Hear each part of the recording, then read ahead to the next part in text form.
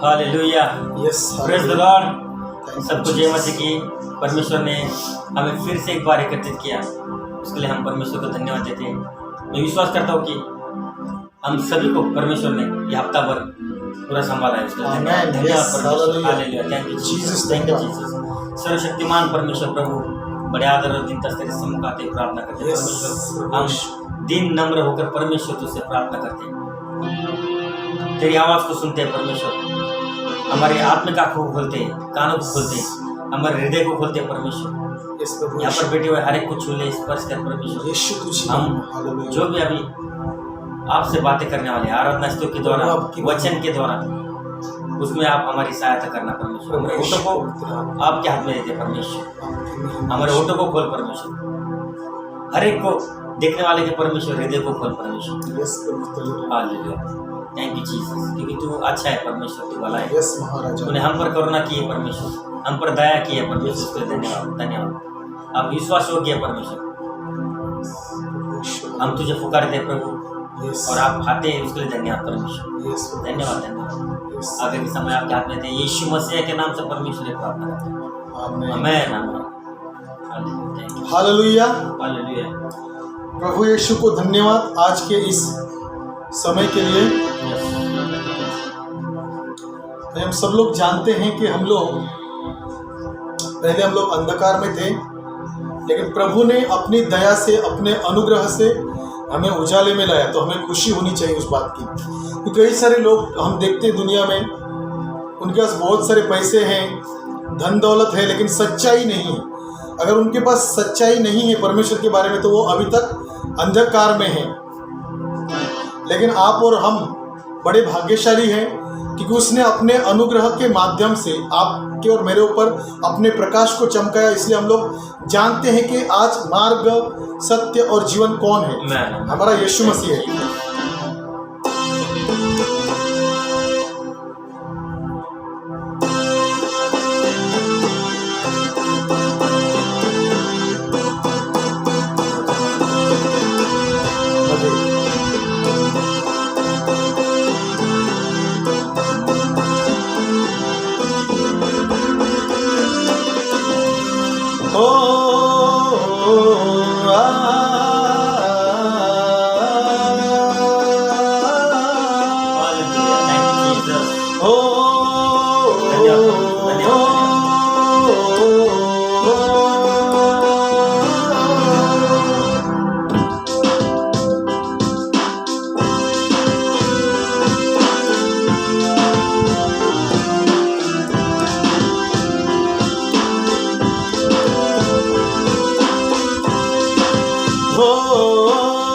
जीवन की खोज में निकला रे,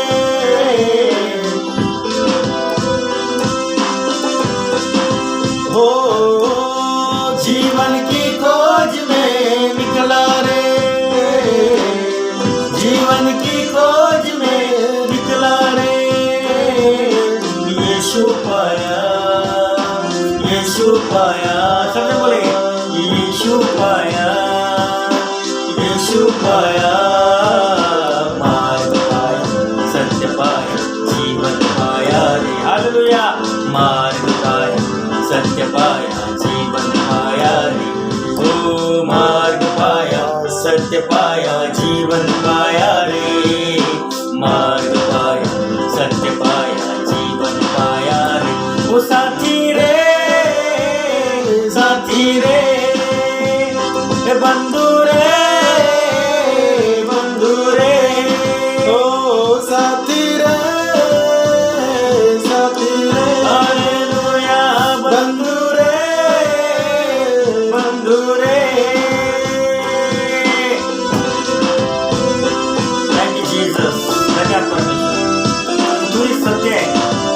मार्ग है और तुझमें जीवन है परमेश्वर।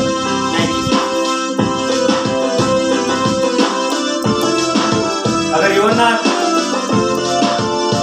14:6 में अगर हम परमेश्वर का वचन पढ़ते उसमें यीशु मसीह ने कहा था, यीशु ने उससे कहा, मार्ग और सच्चाई और जीवन मैं ही हूँ, बिना मेरे द्वारा कोई पिता के पास नहीं पहुँच सकता। हालेलुया। प्रभु यीशु मसीह ने खुद कहा है, मार्ग, सत्य और जीवन मैं हूँ, मेरे बिना कोई भी पिता के पास नहीं हो सकता। हालेलुया।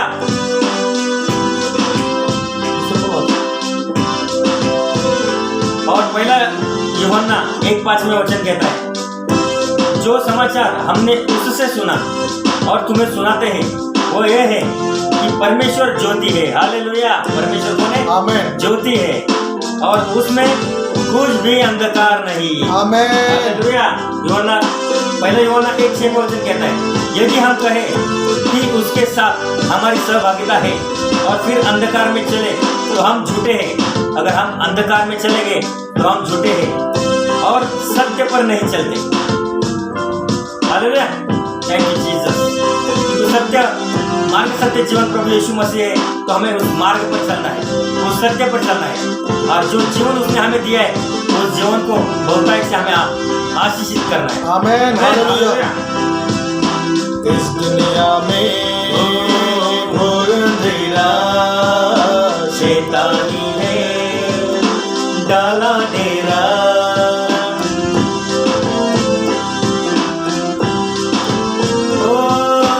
इस दुनिया में घोर अंधेरा शैतानी है डाला डेरा, सबके मन को उसने घेरा, सबके मन को उसने घेरा। उजियारे की खोज में, हालेलुया। निकला उजियारे की खोज में, यीशु पाया, यीशु पाया, यीशु पाया, मार्ग पाया, सत्य पाया, जीवन पाया। सबने बोलेंगे, मार्ग पाया, सत्य पाया, जीवन पाया रे। ओ मार्ग पाया, सत्य पाया, जीवन पाया रे। मार्ग पाया, सत्य पाया, जीवन पाया रे। ओ साथी रे, साथी रे, ए बंधु रे, बंधु रे, ओ साथी रे, ओ बंधु रे, बंधु रे। Thank you, Jesus. धन्यवाद, धन्यवाद महान परमेश्वर।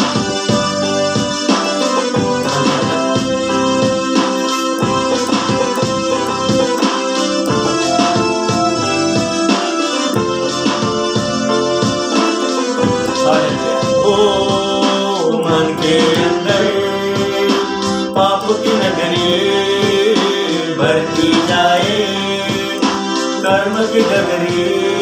Yes, Lord.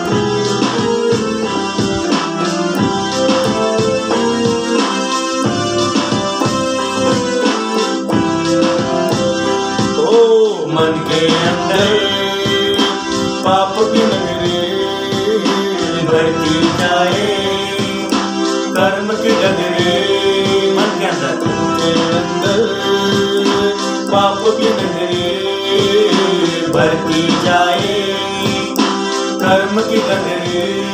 आज अगर हम मन शब्द देखेंगे, भवसागर से मेरी प्यासी अखियाँ तर से कौन निकाले, भवसागर से मेरी प्यासी अखियाँ तर से निकला, निकला छुटकारे की खोज में, निकला छुटकारे की खोज में। यीशु पाया, जोर से बोलो, यीशु पाया। सुनाई नहीं देता? जोर से बोलो, यीशु पाया, मार्ग पाया, सत्य पाया, जीवन पाया रे। हालेलुया। मार्ग पाया, सत्य पाया, जीवन पाया रे। ओ मार्ग पाया, सत्य पाया, जीवन पाया रे। मार्ग पाया, सत्य पाया, जीवन पाया रे। ओ साथी रे, साथी रे, ए बंधु रे, बंधु रे, ओ साथी रे,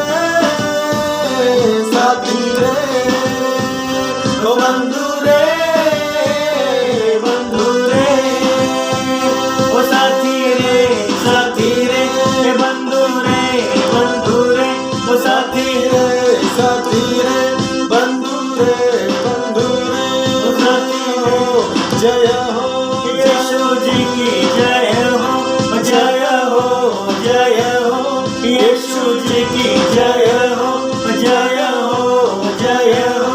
यीशु जी की जय हो, जय हो, जय हो। यीशु जी की जय हो। वो साथी रे, साथी रे, बंधु रे, बंधु रे।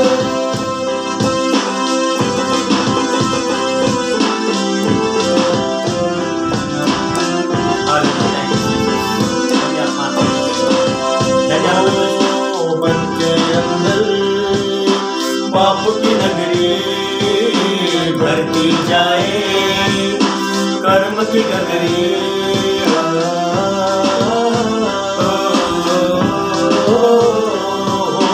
मन के अंदर पाप की नगरी भरती जाए, कर्म की गगरी।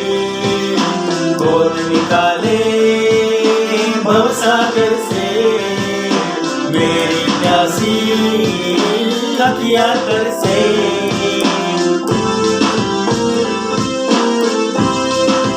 हो निकला उजियारे की खोज में, निकला उजियारे की खोज में।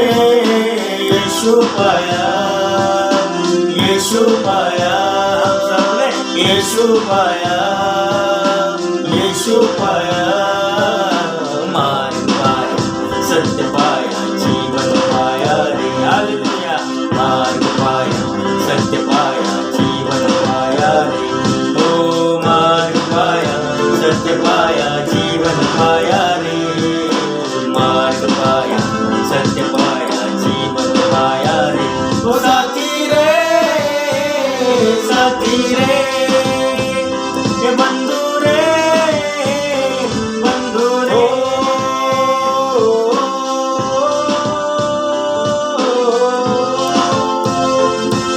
यीशु मसीह तू ही मार्ग है, तू ही सत्य है। हालेलुया।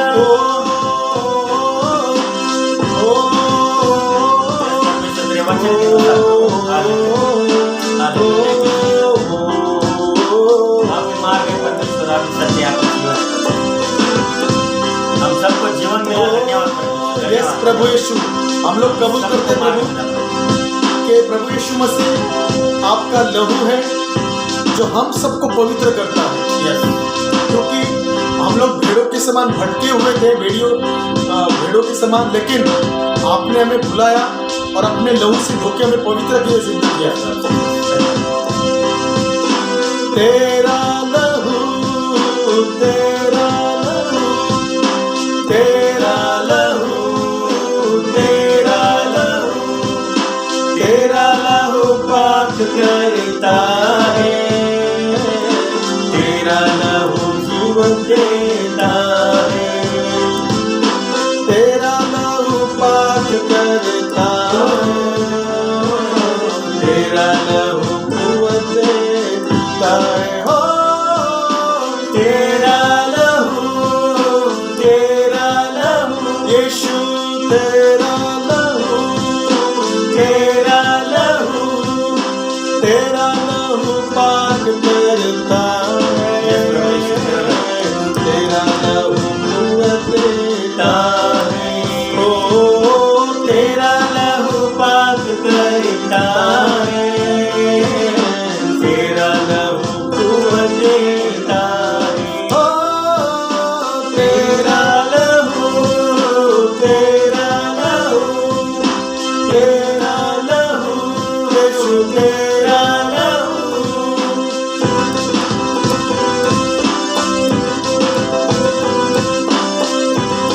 ये परमेश्वर हालेलुया। कलवरी क्रूस पर परमेश्वर आपने लहू बहाया।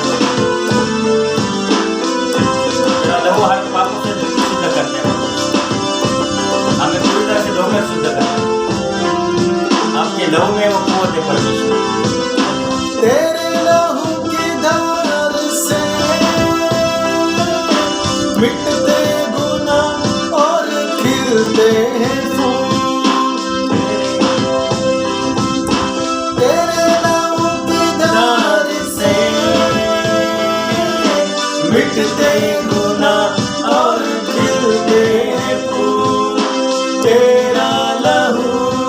यीशु तेरा लहू, तेरा लहू, यीशु तेरा लहू धो करके साफ करता है, तेरा लहू कुव्वत देता है, धो करके साफ करता है, तेरा लहू कुव्वत देता है। हो तेरा लहू, तेरा लहू, तेरा लहू, यीशु तेरा लहू, तेरे लहू में जो छुपे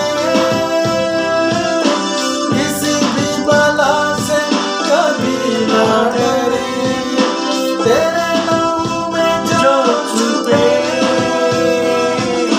किसी भी बला से कभी ना डरे, तेरा लहू, तेरा लहू, तेरा लहू, यीशु तेरा लहू, तेरा लहू हिम्मत देता है, तेरा लहू कुव्वत देता है, ओ तेरा लहू हिम्मत देता है, तेरा लहू कुव्वत देता है, ओ तेरा लहू, यीशु तेरा लहू, तेरा लहू, यीशु तेरा लहू।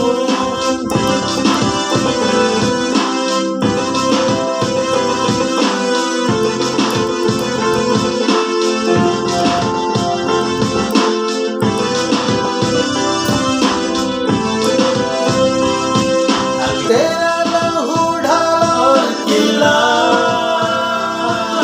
सबकी पनाह मजबूत आसरा में, तेरा लहू ढाला किला,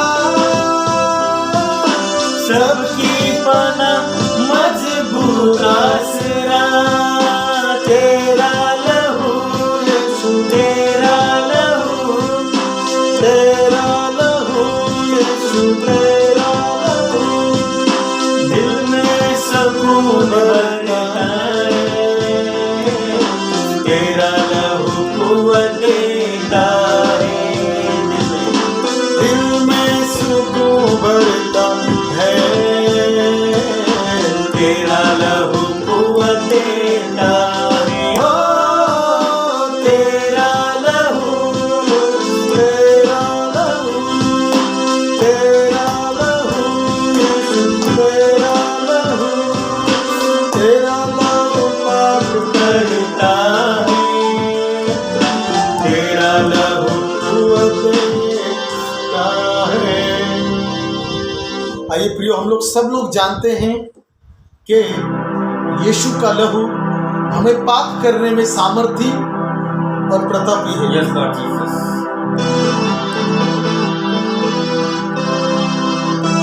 तेरे लहू में जो छुपे किसी भी बला से कभी ना डरे। आइए सब लोग हमारे साथ गाएंगे। तेरे लहू, प्रभु का वचन कहता है, जो अपने दिल में स्वीकार करके मुंह से अंगीकार करता है उसी का उद्धार होता है। तो हम लोग कबूल करें यीशु के लहू के बारे में, क्योंकि उसकी लहू के वजह से ही आप और मैं शुद्ध हुए हैं। तेरे लहू में जो छुपे किसी भी बला से कभी ना डरे, तेरा लहू, यीशु तेरा लहू, तेरा लहू हिम्मत देता है, तेरा लहू कुव्वत देता है, तेरा लहू हिम्मत देता है, तेरा लहू कुव्वत देता है। तेरे लहू की धार से मिटते गुनाह और खिलते हैं फूल, तेरे लहू की धार से मिटते गुनाह और खिलते हैं फूल, तेरा लहू, तेरा लहू। आइए हम सब लोग उसके लहू को पुकारेंगे। तेरा लहू यीशु तेरा लहू, तेरा लहू यीशु तेरा लहू साफ करता है, धो करके साफ करता है, तेरा लहू कुवत देता है। सब लोग कहेंगे धो करके साफ करता है, तेरा लहू कुवत देता। आइए हम इस लाइन को दोहराएंगे, हम लोग कबूल करेंगे। तेरे लहू की धार से मिटते गुनाह और खिलते हैं फूल, तेरे लहू की धार से मिटते गुनाह और खिलते हैं फूल, तेरा लहू, तेरा लहू, तेरा लहू यीशु तेरा लहू धो करके साफ करता है, तेरा लहू कुवत देता है, धो करके साफ करता है, तेरा लहू कुवत देता। यस प्रभु यीशु, पवित्र आत्मा हम कबूल करते हैं, आपका लहू हमें पवित्र करता है, धो के शुद्ध करता है यहोवा। पवित्र आत्मा यीशु हम कबूल करते हैं राजा, पवित्र यीशु हम कबूल करते हैं यीशु, आपके लहू के द्वारा हम पवित्र होते हैं। हमारा मन, हमारा प्राण, हमारा आत्मा आपके लहू से यीशु पवित्र होता है। Hallelujah, thank you Jesus, hallelujah, धन्यवाद प्रभु यीशु राजा, हालेलुया। पवित्र यहोवा, पवित्र आत्मा यीशु, आपकी दया के लिए, आपकी कृपा के लिए धन्यवाद प्रभु, hallelujah, thank you Jesus, thank you Jesus, hallelujah, hallelujah, यीशु आपके मेहमान। आइए हम लोग सब विश्वास करते हैं कि वो हमारे साथ हैं। अब ब्रदर एक वचन पढ़ेंगे, संतोष भाई एक वचन पढ़ेंगे, इब्रानियों की पत्री 13वां अध्याय 5 वचन। सब लोग ध्यान से सुनिए। क्यों ध्यान से सुनिए मैं आपको बताता हूँ, क्योंकि वचन ही जीवन है और वचन में ही सामर्थ्य है। अगर ध्यान से सुनेंगे, हम लोग रिस्पेक्ट करेंगे वचन का, तो हमें वो प्रभु का सामर्थ्य मिलेगा। क्योंकि यूहन्ना जो सुसमाचार उसमें लगा बताया गया है कि आदि में वचन था और वचन परमेश्वर था और वही परमेश्वर के साथ था। तो जरूरी है कि हम वचन खुद परमेश्वर है, इसलिए हम लोग उसको उसका आदर करें। आइए हम लोग सुनेंगे वचन को।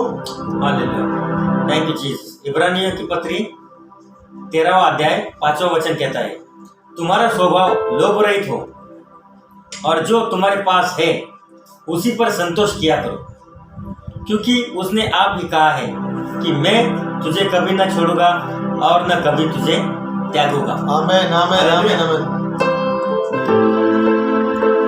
वो साथ है, वो साथ है, साथ है मेरा खुदा, वो साथ है, वो साथ है, साथ है मेरा खुदा।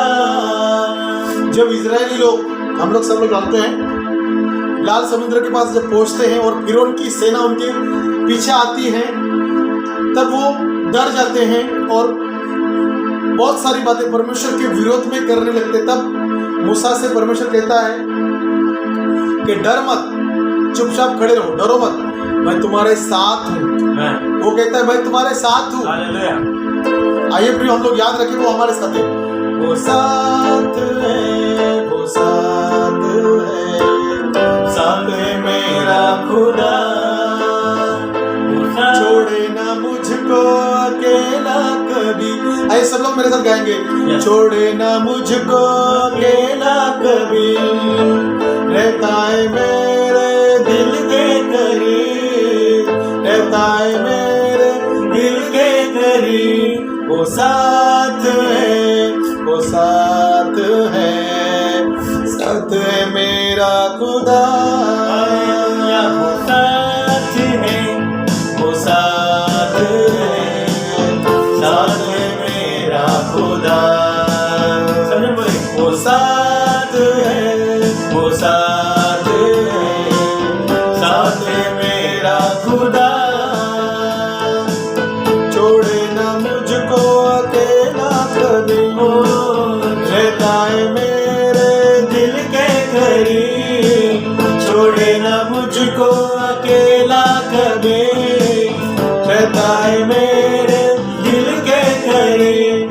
साथ है, वो साथ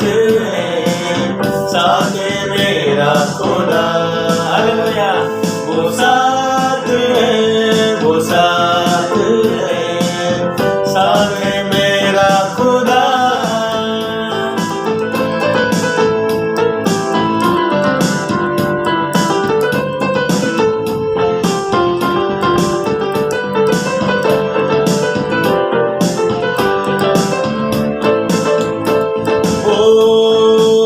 कुछ कमी हो नहीं सकती, उसके दूतों का पहरा है। हालेलुया। हर जरूरत को पूरा जो करता वो खुदाया मेरा। सब लोग मिलके कुछ कमी हो नहीं सकती, उसके दूतों का पहरा है। हर जरूरत को पूरा जो करता वो खुदाया मेरा है। वो साथ है, वो साथ है मेरा खुदा। वो साथ है, वो साथ है मेरा खुदा। Thank you Jesus. धन्यवाद महान परमेश्वर। कुछ भी कमी नहीं हो सकती। जिसका भरोसा यहोवा के ऊपर है उसे कुछ भी कमी नहीं हो सकती। उसके आजू बाजू में स्वर्गदूत है उसकी रक्षा करने के लिए। आमीन। तो जब पौलुस की पत्री हम पढ़ते हैं, पौलुस के बारे में पढ़ते हैं, जब वो दमिश्क की ओर जा रहा था विश्वासी भाइयों को मारने के लिए, तो उसके आजू बाजू में कौन थे मालूम है? स्वर्गदूत थे। उसने यीशु मसीह ने उसको आवाज दी, आमीन। हे पौलुस, हे शाऊल, तू मुझे क्यों सता रहा है? जिस तरह से पौलुस के साथ स्वर्गदूत थे उसी तरह से हमारे साथ भी है। हालेलुया। थैंक यू आमीन। जीसस। नबियों से वो सबसे बढ़ के वो कमाया कमाल है। नूर से भरता बातें करता उसका जहां जलाल। नबियों से वो सबसे बढ़कर पाक खुदाया कमाल है। रूह से भरता बातें करता उसका जहां जलाल है। वो साथ है, वो साथ है मेरा खुदा। हालेलुया। वो साथ है, हमारे साथ है मेरा खुदा। सब लोग के छोड़े ना मुझको अकेला कभी, रहता है मेरे दिल के करीब। छोड़े ना मुझको अकेला कभी, रहता है मेरे दिल के करीब। वो साथ है, वो साथ है मेरा खुदा। वो साथ है मेरा खुदा। ओ हिला नहीं सकती आंधिया मुझको, वो मेरा रखवाला है। जीवन में नाम यीशु का नाम जो सबसे आला है। हिला नहीं सकती आंधिया मुझको, वो मेरा रखवाला है। जीवन में नाम यीशु का नाम जो सबसे आला है। वो साथ है, वो साथ है मेरा खुदा। वो साथ है, वो साथ है मेरा खुदा। वो साथ है, वो साथ है मेरा खुदा। Yes hallelujah. Thank you Jesus. आइए सब लोग मेरे साथ कहेंगे, छोड़े ना मुझको अकेला कभी,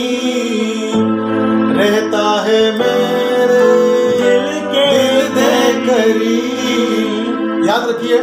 कई बार हमें लगता है कि वो हमारे साथ है नहीं, लेकिन ऐसा बिल्कुल नहीं है प्रियो, यस लॉर्ड, वो हमारे साथ है। हालेलुया, लेकिन हमारी गलतियों की वजह से या हमारे पापों की वजह से हम उसको महसूस नहीं कर पाते। वो हमें कभी छोड़ता नहीं, क्योंकि उसने वचन में कहा है ना कि छोड़ेगा नहीं, त्यागेगा। तो क्यों छोड़ेगा वो? आप मुझे बताओ ना। वो छोड़ता नहीं, हम उसको छोड़ते हैं। इसलिए जरूरी है कि अगर हमारे से गलती होती है तो वो स्पष्टता से वचन में कहता है, यूहन्ना की पहली पत्री 1:9 में, यदि हम अपने पापों को मान ले तो विश्वास योग्य और धर्मी है हमें क्षमा करने के लिए। तो हमें कबूल करें, क्योंकि प्रभु को पता है कि हम हमारे जीवन में गलतियां होती है, लेकिन वो चाहता है कि हम उससे माफी मांगे और उसके पास आए। आइए सब लोग कहेंगे, छोड़े ना मुझको अकेला कभी, रहता है मेरे दिल दे करीब। छोड़े ना मुझको अकेला कभी, रहता है मेरे दिल दे करीब। वो साथ है, वो साथ है, साथ है मेरा खुदा। आइए सब लोग धन्यवाद दे, वो हमारे साथ है इसके लिए। जहाँ कहीं भी बैठे आप लोग धन्यवाद दे। धन्यवाद, धन्यवाद, धन्यवाद, धन्यवाद, धन्यवाद, धन्यवाद, धन्यवाद, धन्यवाद। आइए सब लोग हम धन्यवाद देंगे दिल से। धन्यवाद यीशु तेरा, धन्यवाद प्रभु यीशु तेरा, पवित्र आत्मा धन्यवाद, पवित्र यहोवा धन्यवाद, सामर्थ्य यहोवा धन्यवाद। Hallelujah, thank you Jesus, thank you Jesus, thank you Jesus. धन्यवाद, पवित्र सामर्थ्य यहोवा ईश्वर प्रभु जी, हम आपको धन्यवाद देते हैं दिल से प्रभु, यस प्रभु, कि आप हमारे बीच में हैं, साथ में हैं और हमें अगुवाई करते हैं प्रभु जी। हर एक के जीवन में है प्रभु जी। प्रभु जरूरी है कि हम आप में बने रहे, क्योंकि आपका वचन कहता है, जो डाली मुझ में बनी रहती है और फलती है उसको मैं छांटता हूँ, साफ करता हूँ, ताकि वो और फल लाए। परमेश्वर का वचन कहता है कि जो कुछ भी मांगो मैं तुम्हारे लिए दूंगा, लेकिन उसके पहले ये कहता है कि तुम मुझ में बने रहो और मेरी बातें तुम में बनी रहे, और जो चाहो मांगो वो तुम्हारे लिए हो जाएगा। याद रखिए प्रियो, मिलेगा कब? सिर्फ मांगने से नहीं मिलेगा। कैसे मिलेगा? उसका वचन क्या कहता है मांगने से पहले, कि अगर तुम मुझ में बने रहो और मेरी बातें तुम में बनी रहे, और उसके बाद जो कुछ भी मांगोगे वो तुम्हारे लिए हो जाएगा। तो प्रियो याद रखिए, वचन को अच्छी तरह से हम लोग पढ़े, अच्छे से याद रखें, उसको मनन करें। कई प्रचारकों को हम लोग सुनते हैं, लेकिन जरूरी है कि हम लोग खुद भी पढ़े और उसको जाने, है ना, क्योंकि कोई भी परफेक्ट नहीं है यीशु मसीह की सिवा।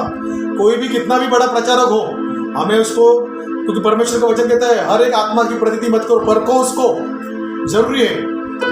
Thank you Jesus. प्रभु इस वक्त हर एक देखने वाले भाई बहनों को मैं आपके अधीन करता हूँ, और आपकी महिमा हो प्रभु जी। प्रभु आने वाले सारे वचन, सारी बातों को हम आपके अधीन करते प्रभु जी। और ये प्रार्थना पवित्र सामर्थ्य अद्भुत यीशु के नाम से मांगते हो। सब लोग कहें आमेन, आमेन। आइए प्रियो, ऐसे ही हमारे साथ बने रहें, ताकि हम लोग वचनों का आनंद उठा सके और नई ब्लेसिंग्स को पा सके। आमेन, आमेन।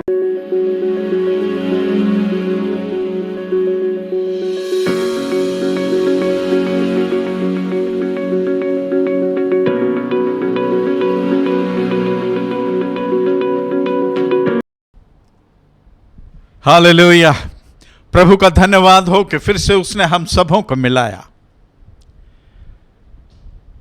हम सबों को परमेश्वर चाहता है कि हम इन दिनों में, जिन दिनों में हम रह रहे हैं, ऐसे दिनों में हम उस परमेश्वर प्रभु यीशु मसीह के नाम से, जिस परमेश्वर ने हमें उसी यीशु मसीह के नाम में अद्भुत शक्ति, और उतना ही नहीं, परंतु हम जो मनुष्य हैं, स्वाभाविक हैं, इन दिखाई देने वाली चीजों से घिरे हैं, हम ऐसे स्वाभाविक तौर के मनुष्य उन आत्मिक स्थानों तक पहुंच सकें जहां पर हम अपने जीवन, अपनी विजय और अपनी सफलता को निर्धारित कर सकें।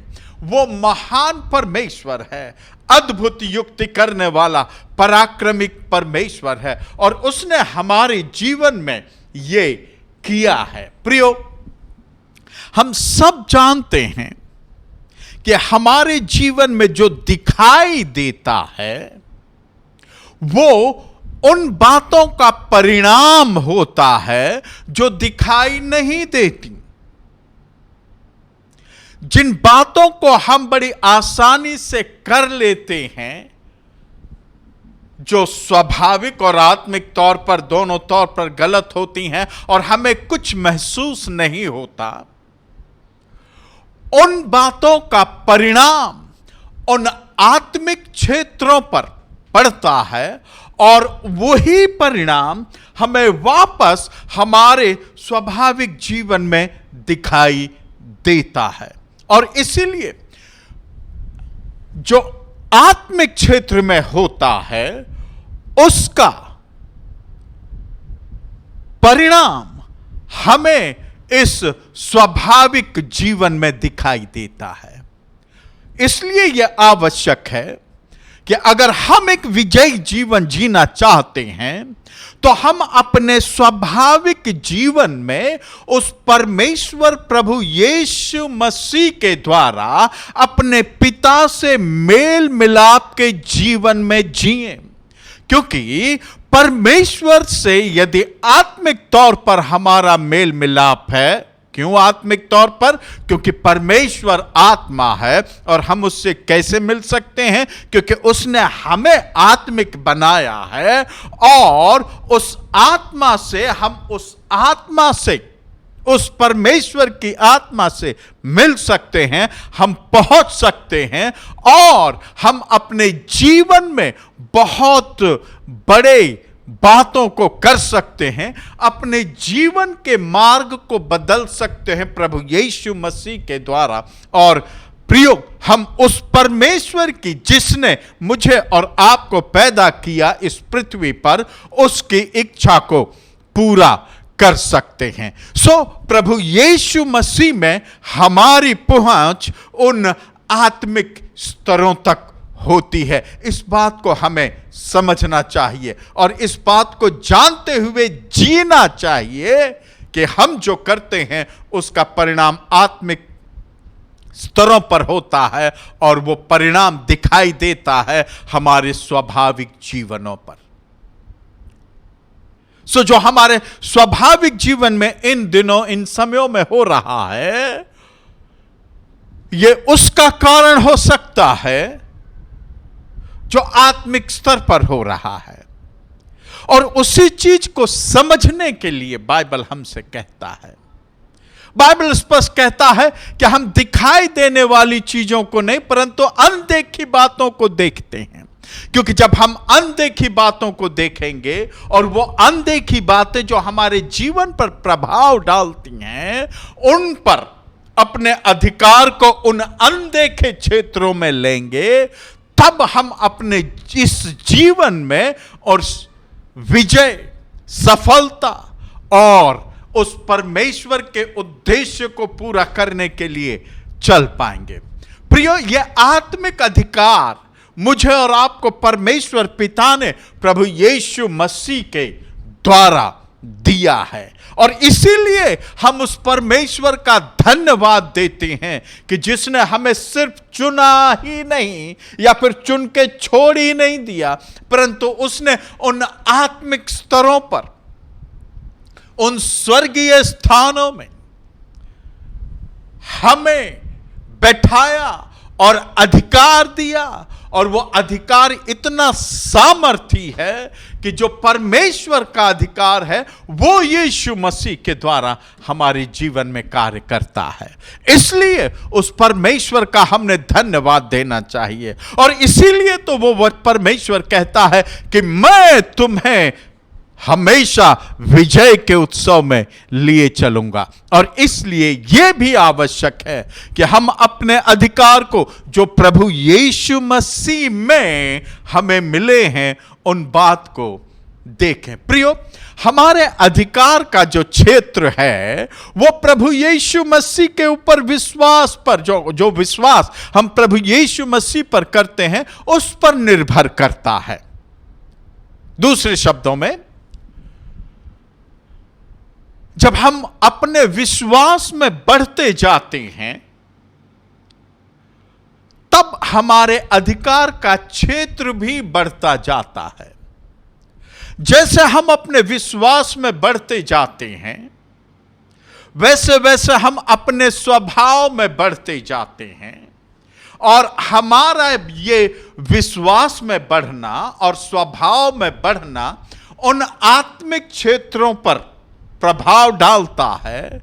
हम उन आत्मिक स्तरों पर बढ़ते जाते हैं, हम उस आत्मिक अधिकार में बढ़ते जाते हैं, और उस बढ़े हुए अधिकार का प्रमाण हमारे स्वाभाविक जीवन में दिखाई देता है। इस बात को हमने निश्चित तौर पर समझ लेना चाहिए। इसलिए अगर हम स्वर्गीय अधिकार या आत्मिक अधिकार को लेना चाहते हैं तो आवश्यक है कि हम अपने भीतर प्रभु यीशु मसीह पर विश्वास में बढ़ते जाएं। इस बात को समझने के लिए आइए हम एक वचन देखें, और यह वचन जकरिया नबी की पुस्तक उसका 6 अध्याय 12-13 वचन को हम देखें, जहां लिखा है कि और उससे कह, कौन? ये परमेश्वर पिता सेनाओं का यहोवा कहता है। आगे लिखा है, सेनाओं का यहोवा यो कहता है, उस पुरुष को देख, उस पुरुष को देख जिसका नाम शाख है। वह अपने ही स्थान से उगकर यहोवा के मंदिर को बनाएगा। वही यहोवा के मंदिर को बनाएगा और महिमा पाएगा और अपने सिंहासन पर विराजमान होकर प्रभुता करेगा। कौन?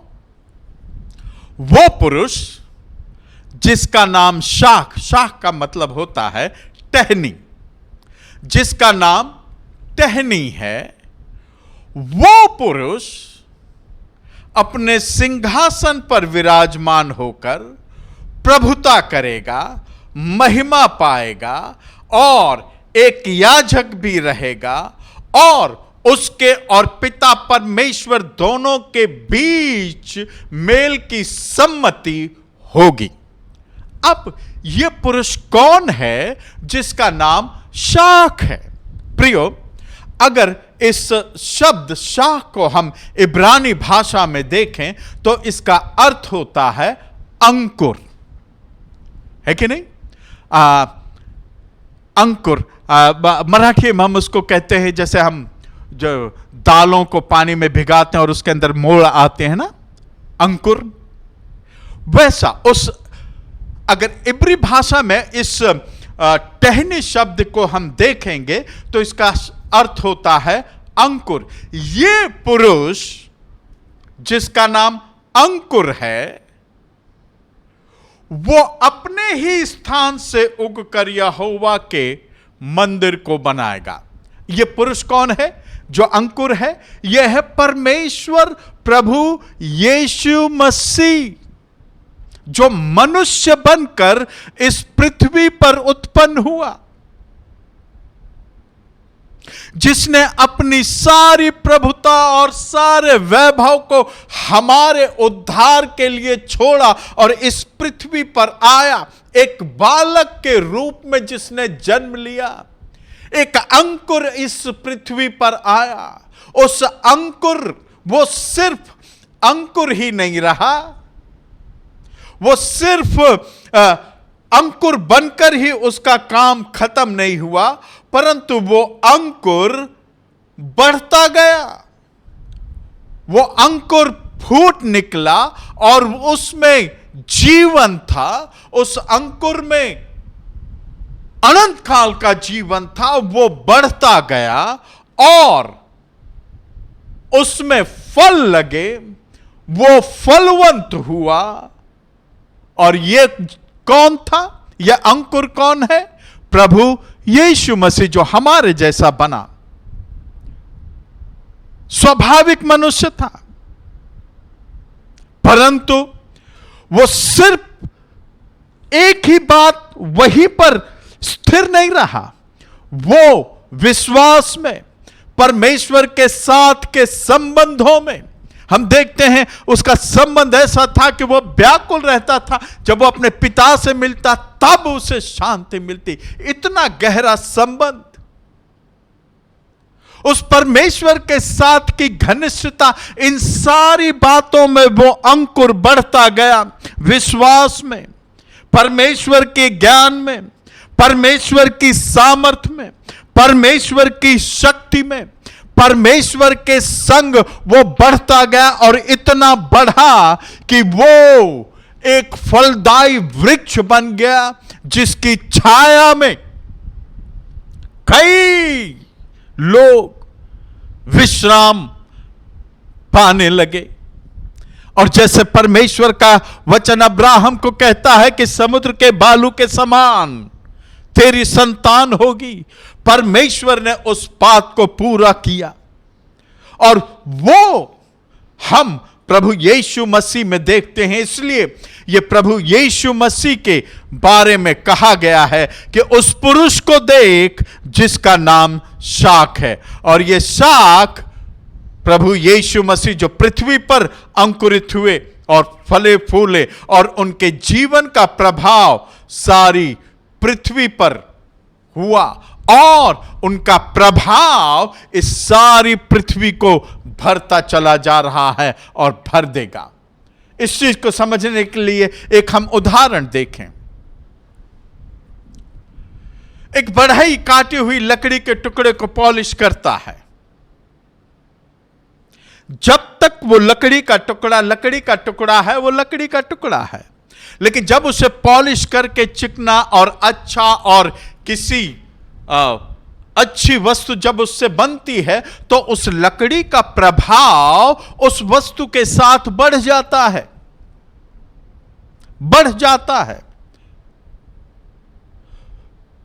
वैसे ही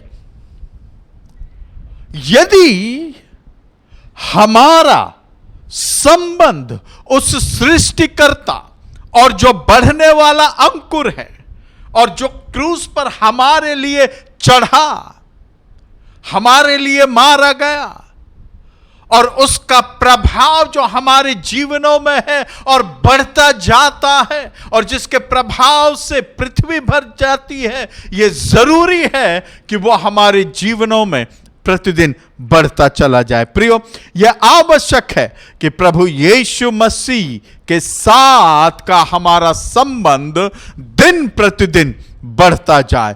होने दें कि वो आपके जीवन में बीते कल से आज के दिन और अधिक हमारा प्रेम उसमें बढ़ता जाए, और अधिक हमारा संबंध उस परमेश्वर के साथ बढ़ता जाए। और होने दें कि परमेश्वर इस मंदिर को, जो हम हैं, जिसमें परमेश्वर का आत्मा निवास करता है, वो उस मंदिर को बनाता जाए। ये कब होगा? जब हम उस परमेश्वर के साथ उसके विश्वास में, उसकी शक्ति और सामर्थ्य में बढ़ते जाएंगे, क्योंकि उसका नाम ही अंकुर, बढ़ने वाला अंकुर है। कौन?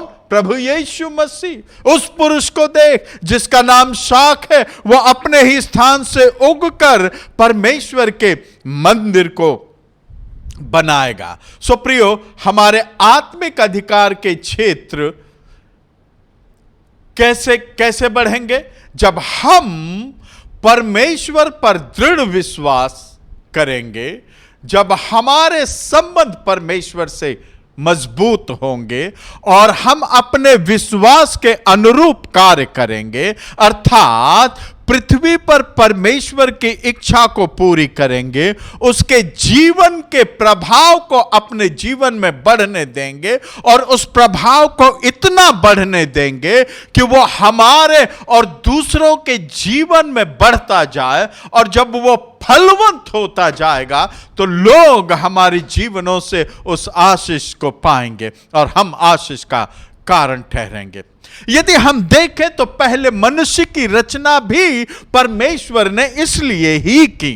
अगर आदम और हव्वा को हम देखें तो परमेश्वर ने चाहा कि उसके साथ संगति करने वाला, उसके साथ संबंधों में रहने वाला और ऐसा मनुष्य वो बनाए, और इसीलिए परमेश्वर ने उसे अपनी स्वरूप और अपनी समानता में बनाया, ताकि उसका संबंध, आदम और हव्वा का संबंध परमेश्वर के साथ बना रहे और परमेश्वर में आदम और हव्वा दिन प्रतिदिन बढ़ते जाएं, उसके संबंधों में, उसके सारे स्वभाव में वो बढ़ते जाएं, परंतु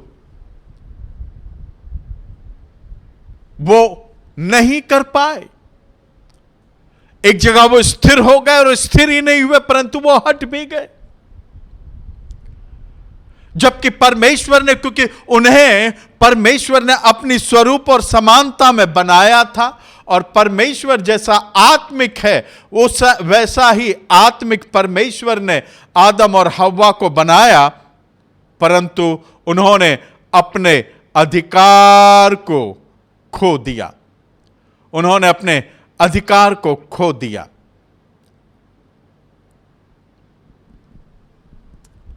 कैसे खो दिया? उन्होंने उस उद्देश्य को जिसके लिए परमेश्वर ने उन्हें पैदा किया वो नहीं कर पाए।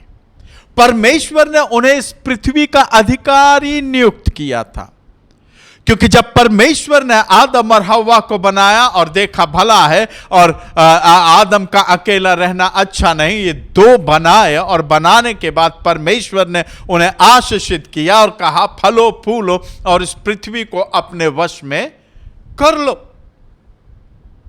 परंतु जबकि वो परमेश्वर की स्वरूप और समानता में थे, तब भी उनके भीतर एक चाहत को डालकर शैतान ने उन्हें बहका दिया, और चूंकि उन्होंने शैतान की बात मानी,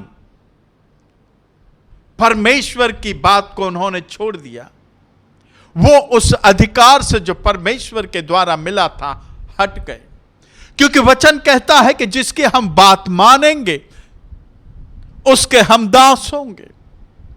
जब तक उन्होंने परमेश्वर की बात मानी, वो परमेश्वर के संग और परमेश्वर के साथ उनकी संगति और परमेश्वर का अधिकार उनके संग रहा। लेकिन वही अधिकार जो परमेश्वर ने उन्हें दिया, जो उनके संग था, उस अधिकार को उन्होंने शैतान की आज्ञा मानने के द्वारा शैतान के हाथ में दे दिया। कितने लोग इस बात को समझ रहे हैं? जिसकी हम आज्ञा मानेंगे हम उसके दास होंगे। हम अगर परमेश्वर की आज्ञा मानेंगे तो हम परमेश्वर के दास होंगे, और अगर उस दुष्ट की आज्ञा मानेंगे तो हम उस दुष्ट के दास होंगे। आदम ने उस परमेश्वर की इच्छा को पूरा नहीं किया, और पूरा न करने के कारण वो अपने अधिकार से, वो अधिकार जो परमेश्वर ने दिया, उसे हटा दिया और उस अधिकार को दुष्ट के हाथ में दे दिया। और अब अधिकारी कौन हुआ? अधिकार दिया किसने?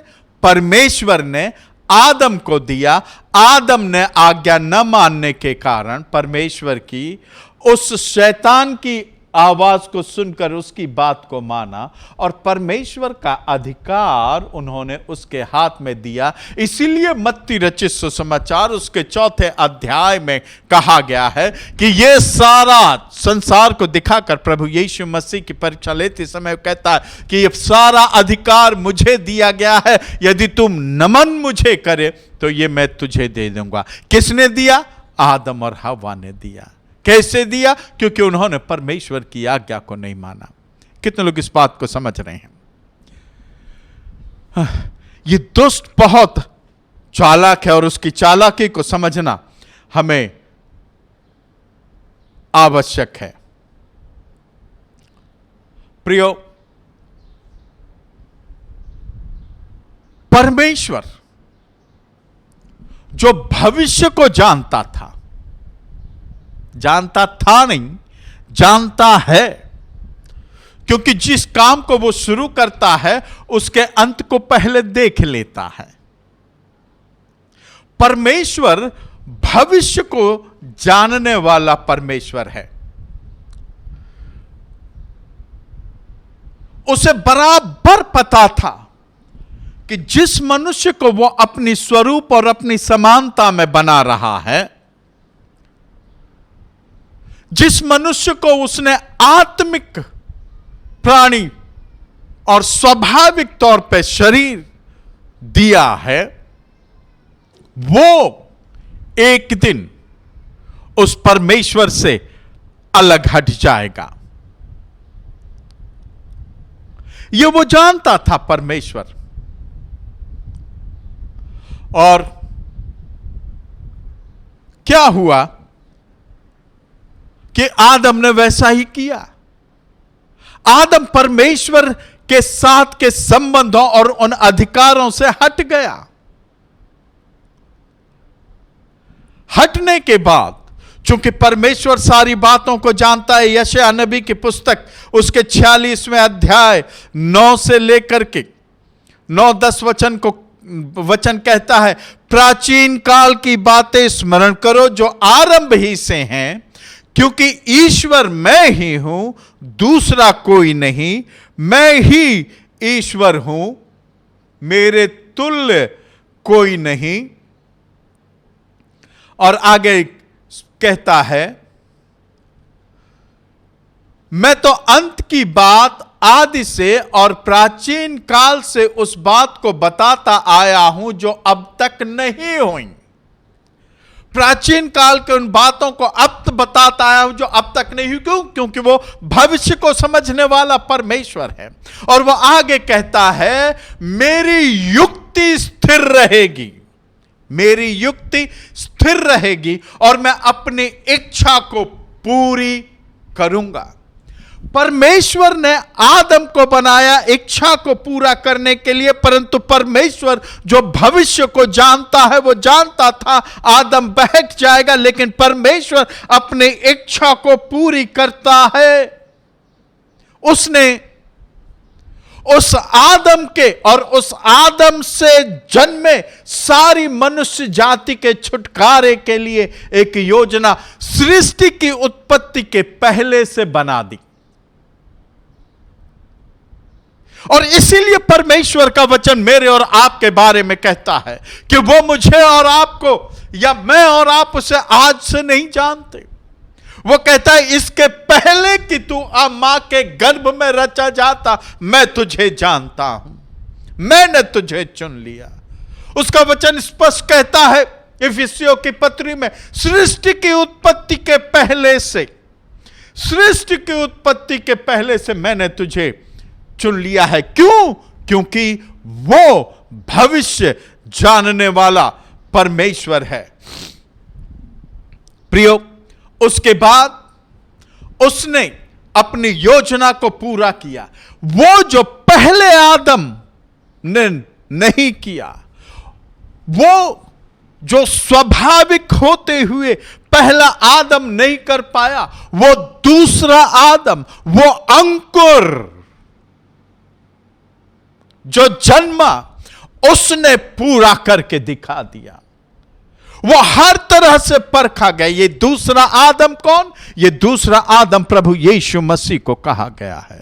ये दूसरे आदम ने उस पहले आदम की सारी कमियों को अपने ऊपर लिया।